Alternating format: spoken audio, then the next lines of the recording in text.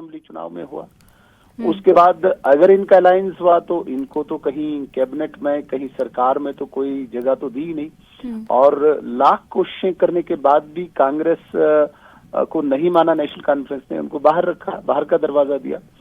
और अभी भी जो उम्मीद लगाए बैठे थे कांग्रेस की, शायद वो एक सेफ सीट नेशनल कॉन्फ्रेंस देगी, लेकिन जम्मू कश्मीर के लोगों को पता है कांग्रेस तो यहाँ कोई वजूद ही नहीं है, ये तो नेशनल कॉन्फ्रेंस ही है, और कांग्रेस में सब चीजें डिसाइड नेशनल कॉन्फ्रेंस करता है, राज्यसभा मेंबर ही नहीं, विधायक भी। और मैं तो ये कहता हूं कि ऑर्गेनाइजेशनल जो हायरार्की है इनकी, प्रेसिडेंट कौन बनेगा, इनका वाइस प्रेसिडेंट कौन बनेगा, नेशनल कॉन्फ्रेंस तय करता है।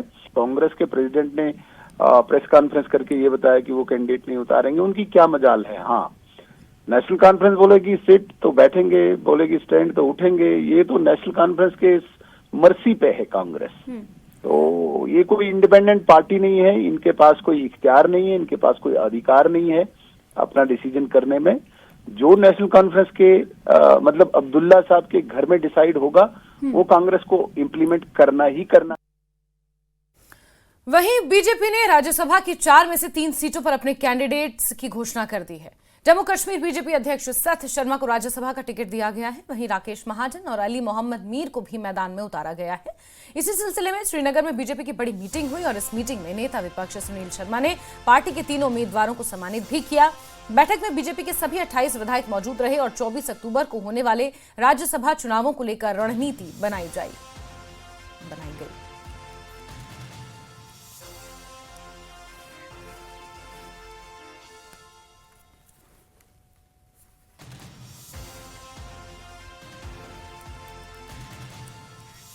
राज्यसभा के लिए बीजेपी उम्मीदवार राकेश महाजन ने प्रधानमंत्री मोदी, गृह मंत्री अमित शाह, तरुण चुग और सथ शर्मा का आभार जताया।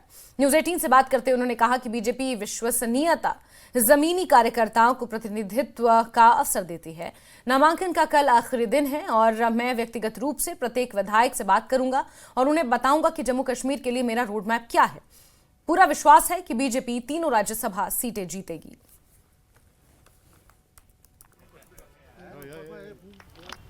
सबसे पहले तो जो हमारे जो नॉमिनेटेड कैंडिडेट है यहाँ से राकेश महाजन जी, उनसे बात करते हैं। महाजन जी, बहुत मुबारकबाद आपको। इससे पहले भी कई सारी जिम्मेदारियां, कई सारे पद है जो आपने संभाले हैं। एक्सपेक्टेड था कि आपका नाम आएगा सामने? देखिए, मैं धन्यवादी हूँ अपने राष्ट्रीय नेतृत्व का, आदरणीय प्रधानमंत्री नरेंद्र भाई मोदी जी का, अपने राष्ट्रीय अध्यक्ष जेपी नड्डा जी का, अमित शाह जी का, आदरणीय गृह मंत्री जी का, और खासकर मेरे जो राष्ट्रीय महामंत्री तरुण चुग जी हैं, जो प्रभारी भी हैं हमारे जम्मू कश्मीर के, मैं उनका आभार जताना चाहूँगा।